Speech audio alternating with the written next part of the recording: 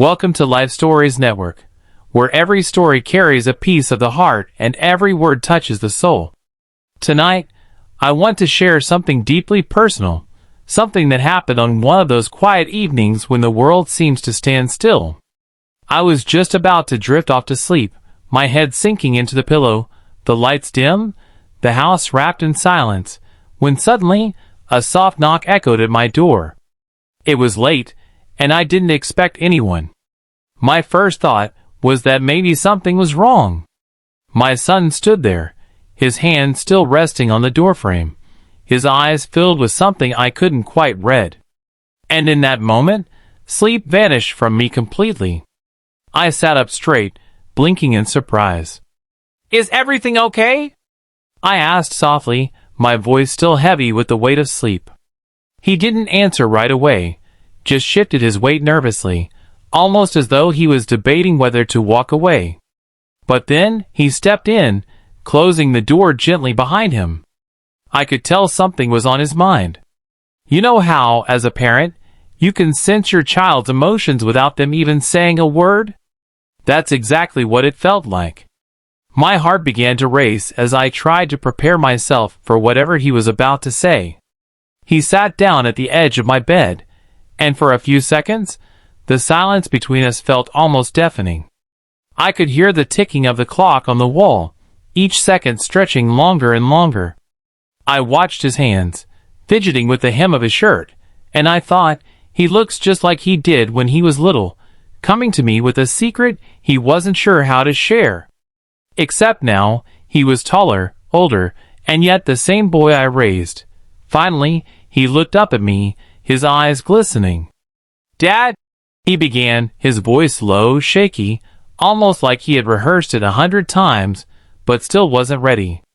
My chest tightened instantly, because when your child says your name like that, you know it's something serious. I braced myself, thinking of every possible scenario: trouble at school, a mistake he regretted, or maybe even something about his future. But the truth was something I never expected. "I need to tell you something," he whispered, and his voice cracked as though the words were heavier than he could carry. I leaned closer, urging him on. "Go ahead, son. You can tell me anything. You know that." My words seemed to give him the courage he needed, because he took a deep breath and finally let it out. He told me news that changed the way I saw him, not in a negative way, but in a way that made me realize just how much he was growing, how much he was carrying silently without ever letting me see.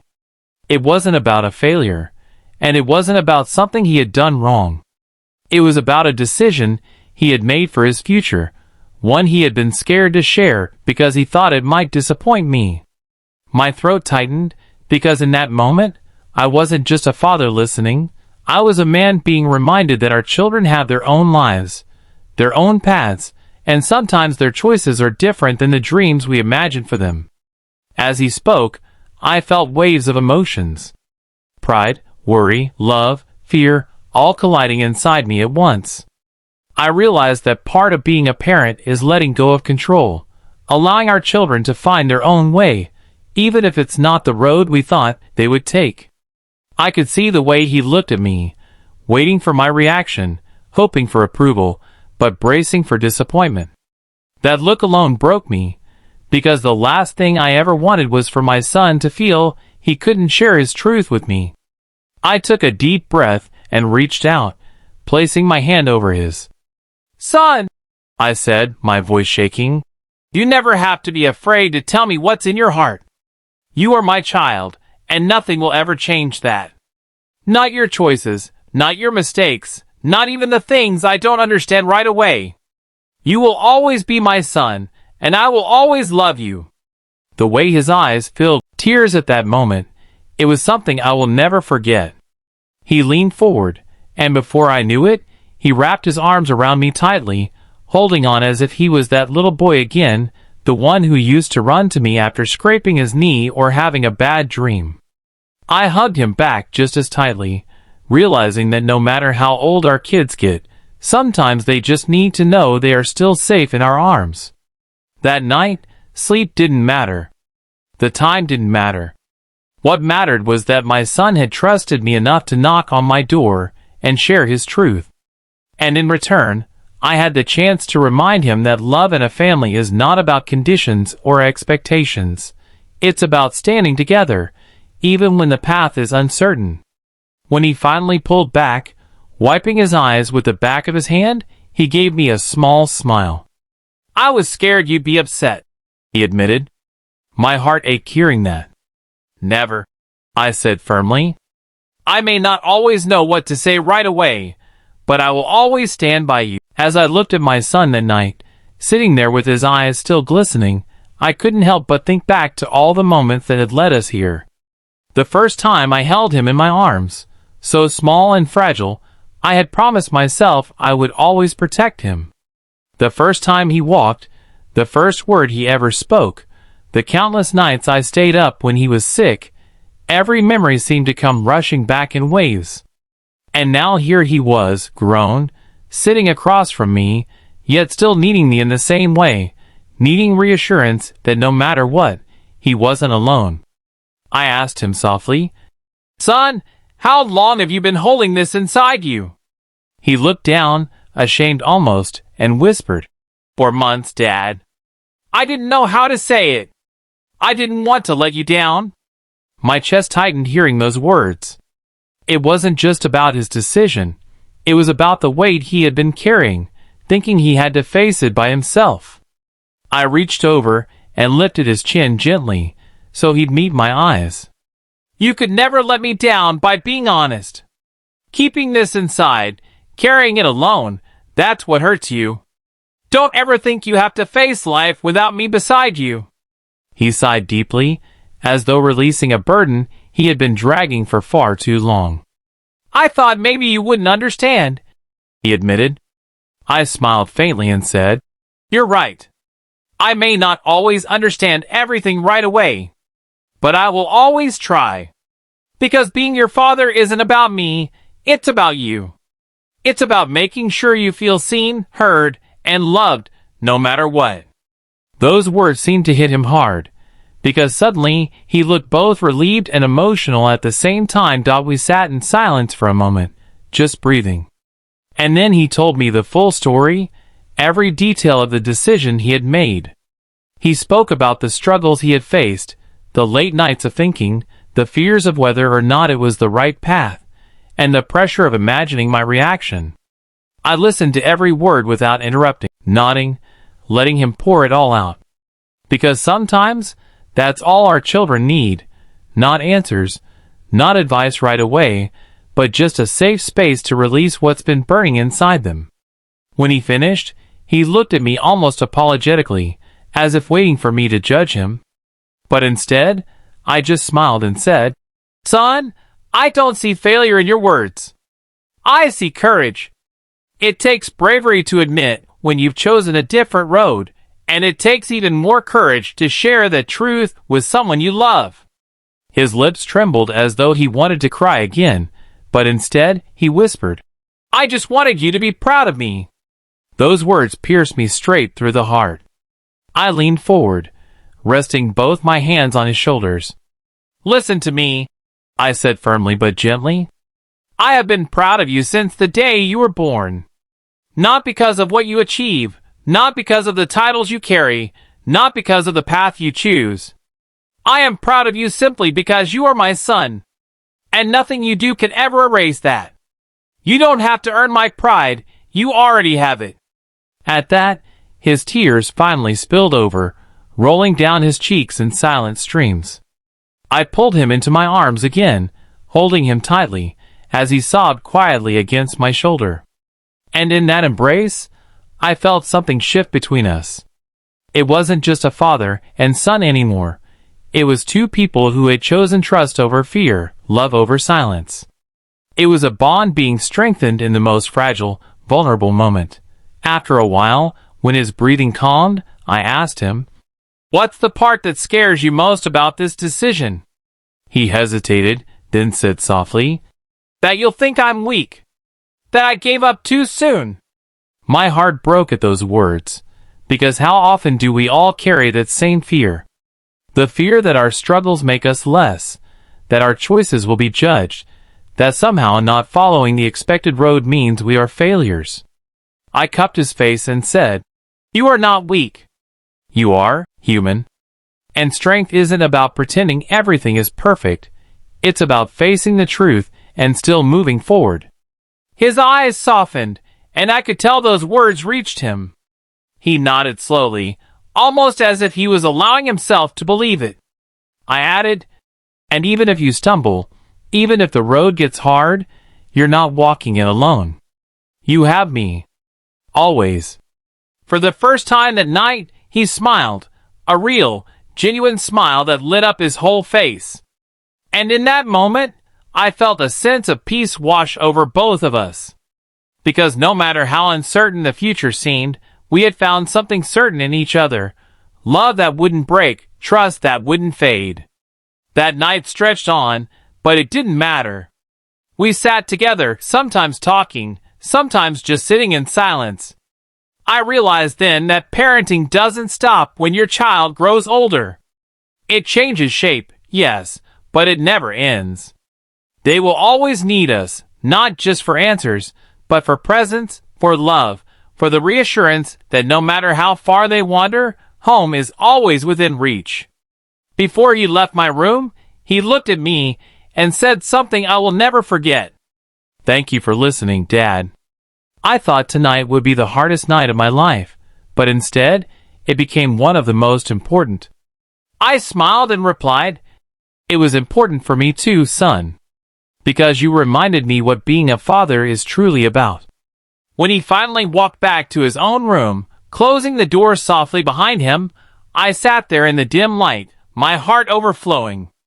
I knew sleep wouldn't come easily after that, but I didn't care. Because the truth is, some nights are not meant for sleeping.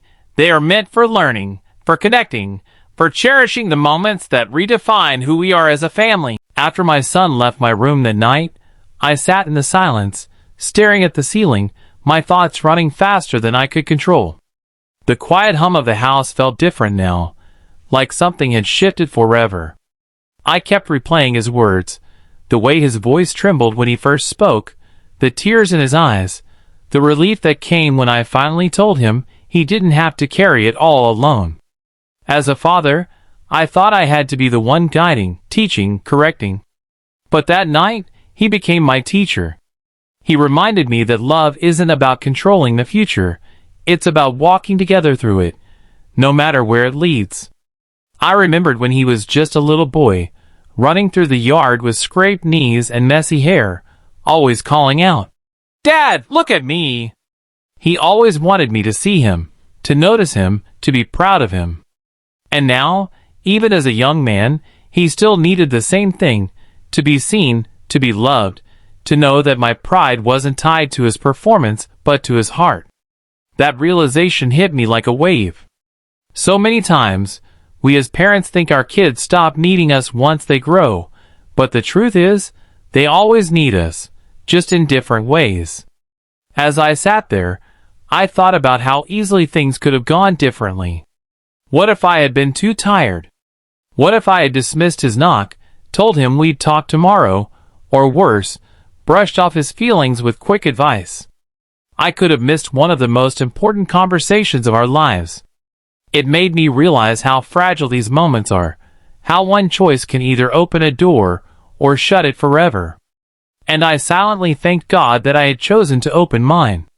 The next morning, when the sun finally rose, the house was filled with a gentle light. My son came down for breakfast, and I noticed something different about him. His shoulders weren't slumped the way they had been the night before. His eyes carried less weight. He smiled more easily, laughed when I made a small joke, and I could tell that the burden he had been carrying alone was now shared. That simple knock on my door had transformed not only his night, but his entire outlook. We sat across the table, sipping our coffee, and for the first time in a long time, our conversation flowed naturally. He talked about his plans, his fears, but now there was honesty in his words, and there was no wall between us. I realized that trust grows in moments like this, Not through lectures, not through pressure, but through listening and embracing without judgment. And that morning, I felt like I wasn't just his father, but also his ally, his safe place in a world that often feels too heavy to face. Later that day, I found myself reflecting even deeper. Parenting is never about perfection. It's messy, it's uncertain, it's filled with moments where we doubt ourselves. But it is also the most beautiful journey we can ever take. To raise a child, to love them through their storms, to let them know they can always come home, that is the truest gift life can offer. That night reminded me that no matter how much I try to teach him, I will always be learning from him too. That evening, he came into the living room and sat beside me on the couch. He didn't say much at first, but after a while, he leaned his head against my shoulder, just like he used to when he was little. I smiled quietly, not wanting to break the moment. And then, in a voice barely above a whisper, he said, "I'm glad I knocked last night." My eyes stung instantly, and I placed my hand on his back. "Me too, son. Me too." From then on, something changed in our relationship. We talked more openly. He shared things he never used to, and I listened without trying to fix everything right away. We laughed more, hugged more, and there was a new layer of closeness between us. That late-night knock became a reminder that sometimes the most important conversations happen when the world is quiet, when defenses are down, when love has the chance to speak the loudest. And as I tell you this story now, I want you to know that family is not about perfection. It's about presence. It's about opening the door when someone knocks, even if you're tired, even if it's late, even if you don't know what's coming. Because behind that knock might be the moment that changes everything. Behind that knock might be your chance to remind someone that they are loved, valued, and never alone. So tonight, as you sit with your own thoughts, I hope you remember my story. I hope you hold your loved ones a little closer, listen a little deeper, and remind them that no matter what choices they make, your love will not waver. Because at the end of the day, love is the greatest gift we can give, and it costs nothing but our willingness to open our hearts. When I look back, I don't remember the exhaustion of that night, or the fact that I had been about to sleep. What I remember is the courage of my son, the tears we shared, the hug that reminded us both of where we belong. And if I could go back, I would choose it all over again. Because that late-night knock wasn't an interruption, it was an invitation. An invitation to grow closer, to love deeper, and to be reminded that family is everything. So yes, I was about to sleep. But instead, I woke up to something far greater. The kind of love that can only be found in the bond between a father and his son. And that, my friends, is a story I will carry in my heart forever.